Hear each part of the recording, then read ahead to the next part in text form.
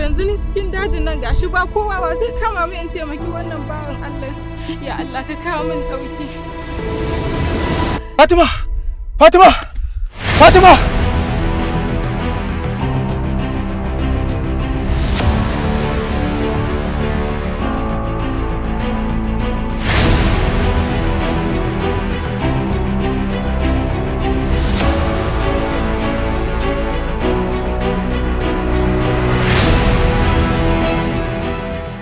Ka bani shi jiya. Na fasa.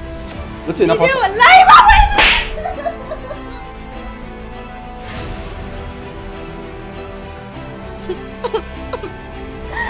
Dan Allah ya kai awo. Ba ka ji tun jiya fa da ya fita. Bai kwana a gidan nan. Yanzu haka ban dade da dawowa ba daga gidan su Kalila abokin shi. Awa na sai ba. Ya kamata ki saki ranki. Tun da yanzu cikin gidan nan har yanzu goma ganin ki kuma kin san cewa so bi ta zama kiyayya. Ƙarya kake yi Irfan, so yana zama kiyayya. In baka sani daga ranar da ka wanko ƙaho ka shigo gidan nan babu farin ciki kwata-kwata a rayuwata. Na tsane ka ba na son ka kyale ni mana. A'a ka kyale ni ba na son ka. Ƙarya ke da saiwa. Na shiga. Kai yanzu duk abin da duniya za ta zage ka na lura shi kake yi. To ahir wallahi ka fita ido na in rufe. Ka je ka raba yaro da yarinya tana son shi yana son ta. Kai ga isasshe ko? ƴaƴan naki maciyata. In duniya ga ɗaya ma can ya ta yawan banza. Har yanzu bai dawo ba. A haka yake so shi kanan in zo ɗauki ɗaya tan bada. Ba zan bada ba. Music Temple P Production ke gabatar muku da wannan shiri mai suna labarin Nusaiba Majnun sabuwar fuska. Sabon shiri ne da ya samu jajircewar aiki daga fasihin darakta Murtala H. Muhammad. Wannan shiri an bata hankalin dare domin ganin an kawo maku aiki wanda ya sha bamban da saura. Bane sai ko yaron nan Irfan ake turawa ya je ya samu magani tunda na ga yana son ta. Ni gaskiya ban iya cin amana ba.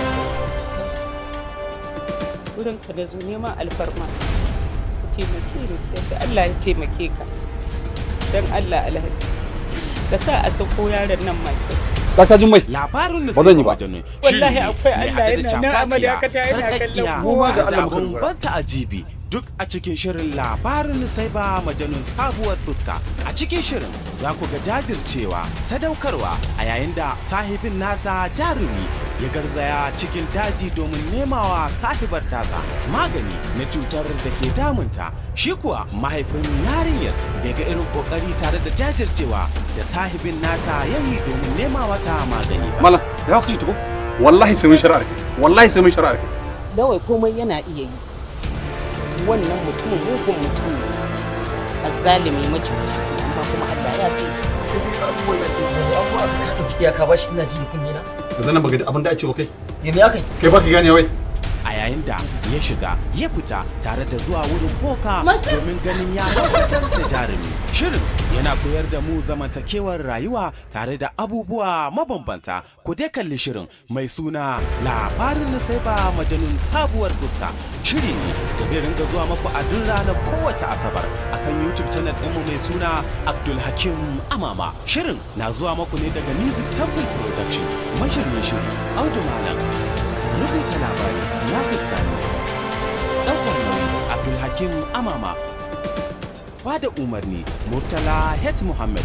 Zai ringa zuwa muku wannan shiri mai suna labarin Nusaiba Majnun a kowace ranar Asabar karfe 8 na dare akan YouTube channel ɗinmu mai suna Abdulhakim Amama. Ku danna mana subscribing tare da alamar ƙararrawa. Mun gode.